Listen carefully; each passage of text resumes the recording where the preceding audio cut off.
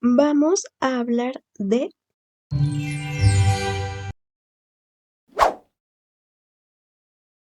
la Revolución Mexicana. Fue un conflicto armado que tuvo lugar en México entre 1910 y 1920.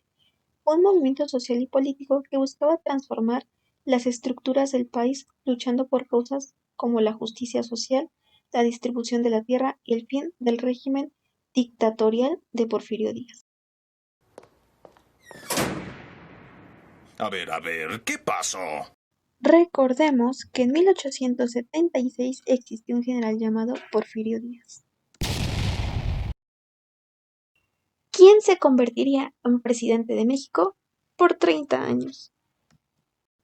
Un momento menos entre 1880 y 1884, que en su lugar estuvo Manuel González. En 1908, el presidente cumplía 80 años y por eso le hicieron una entrevista, en donde dijo que ya tenía ganas de retirarse y le daría la bienvenida a cualquier partido de oposición. Francisco I. Madero era miembro de una de las familias más ricas de México. Francisco escribió un libro llamado La sucesión presidencial en 1910, pero escrito en 1908, donde criticaba los problemas sociales. El libro se volvió popular y después Francisco formaría un partido llamado Partido Nacional Antirreeleccionista. Porfirio se enojó porque estaban haciendo exactamente lo que él había dicho. Porfirio mandó a Madero a la cárcel en San Luis de Potosí. Después lo dejaron libre y Madero se fue a Texas. En ese lugar creó el Plan de San Luis de Potosí, donde dijo que él era el presidente provisional de México, declarando las elecciones ilegales y le pidió al pueblo que se levantara en armas el 20 de noviembre. Pancho Villa, Pascual Orozco y Emiliano Zapata y otros formaron ejércitos de rebeldes, quienes lucharon contra las tropas federales y fueron a invadir Ciudad Juárez. Por esta misma razón, Estados Unidos mandaría tropas a la frontera y le diría a Porfirio Díaz que ya no lo podría seguir apoyando. Porfirio Díaz renunciaría a su mandato y firmaría el Tratado de Ciudad Juárez. Francisco León de la Barra y Francisco y Madero se pusieron a organizar las próximas elecciones.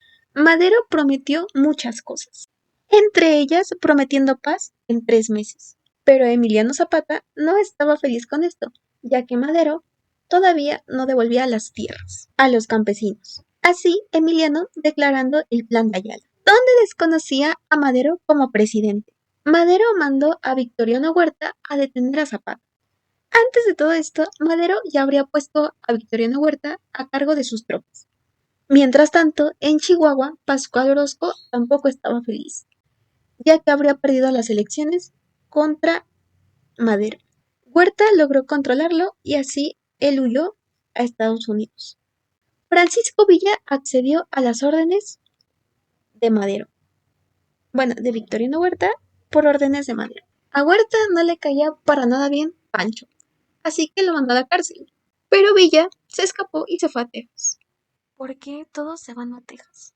Bernardo Reyes y Félix Díaz se seguían rebelando contra Madero, pero ellos fueron mandados a la cárcel. Los generales de Madero organizaron un golpe de estado, dejando en libertad a Bernardo y a Félix, quienes fueron al Palacio Presidencial, realizando un tiroteo. Madero, que estaba en Chapultepec, marchó hacia el palacio para intentar controlarlo. Madero puso a cargo de la defensa a Huerta, pero Huerta habría traicionado a Madero porque se habría aliado con el enemigo y mandó a arrestar a Madero.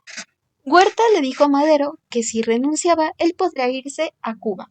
Él accedió, renunció, pero antes de irse para Cuba, lo fusilaron. Pobrecillo, porque todos lo trataban mal. Bueno, a todo esto se le conoce como la decena trágica. Ahora, Pedro Lascurain era el presidente, con su presidencia demasiado corta, y él puso a Victoriano Huerta como presidente. Cuando Francisco Villa se enteró de la muerte de Madero, regresó a México. Formó un ejército, conquistó Chihuahua y tomó el control de todo el norte de México. ganándose el nombre de El Centauro del Norte. Mientras tanto, el gobernador de Coahuila, Venustiano Carranza, también formó un ejército. Desconoció el gobierno de Huerta y proclamó el Plan de Guadalupe. Emiliano Zapata seguía luchando en el sur. Ejército llamado el Ejército Libertador del Sur. Mientras ellos seguían peleando en otra parte del mundo, todo se estaba listando para la Primera Guerra Mundial. Alemania le diría a Huerta o le pediría que le dejara de vender petróleo a Gran Bretaña y a cambio Alemania le daría armas. Huerta accedió, lo que enojó a Estados Unidos, tomando Veracruz, para evitar que se recibieran las armas. Al mismo tiempo, Pancho Villa tomó Zacatecas. Victoriano Huerta dijo, ¿sabes qué? Ya no puedo, presentó su renuncia y huyó. México era un caos, ya no había presidente. Comenzaría la Primera Guerra Mundial, por lo cual las tropas que se encontraban en Veracruz se fueron. Venustiano Carranza se autoproclamó primer jefe de la revolución, llamando a todos los revolucionarios a la Convención de Aguascalientes, y pusieron a Eulalio Gutiérrez como presidente. Y Eulalio puso a Villa como jefe militar supremo. Por el mismo motivo, Carranza tuvo que huir, pero tenía el apoyo de Álvaro Obregón, quien habría formado un ejército de yaquis y mayas llamado el Ejército Constitucional del Norte. Pancho Villa y Emiliano Zapata decidieron encontrarse en Xochimilco. La gente pensaba que ahí se agarrarían a golpes, pero más bien se abrazaron y se tomaron una foto y firmaron el Pacto de Xochimilco. Huerta y Pascual Orozco querían organizar un golpe de Estado, pero Estados Unidos se dio cuenta y los mandó a la cárcel, donde en la cárcel Huerta murió. En México seguían habiendo balazos. Entonces Pancho Villa y Álvaro Obregón se enfrentaron en Celaya, donde Álvaro Obregón perdió un brazo. Obregón se retiró de ser revolucionario y Pancho Villa se fue. Estados Unidos mandaría al general John Pershing en busca o tras Francisco Villa, pero nunca lo encontró, a esto llamándole la expedición punitiva. Ahora que Carranza se habría quitado a un Pancho de encima, crearía la Constitución de 1917. Convocó a unas elecciones donde ganó él mismo. Álvaro Obregón se encontraba en su rancho y Villa escondido. Un general de Carranza le dijo a Emiliano que él había traicionado a Carranza y Emiliano se reunió con él. Lo traicionaron.